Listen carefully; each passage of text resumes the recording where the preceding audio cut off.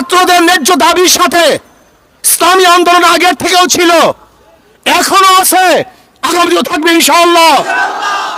যে অসহযোগ আন্দোলনের ঘোষণা দিয়েছে, আমরা তার সাথে একত্রিত আগেও ঘোষণা করেছি, এখনো করছি, ভবিষ্যতে থাকবো ইনশাআল্লাহ। আগামী সোমবার 5 তারিখ ঢাকায় লক্ষ লক্ষ মানুষ নিয়ে এই খুনি শেখ হাসিনার উৎখাতের জন্য, পদত্যাগের জন্য, গদিচ্যুত করার জন্য গণমিছিল হবে ইনশাআল্লাহ। লক্ষ লক্ষ মানুষ নিয়ে ঢাকায় ইনশাআল্লাহ সকাল 10টায় গণমিছিল শুরু হবে।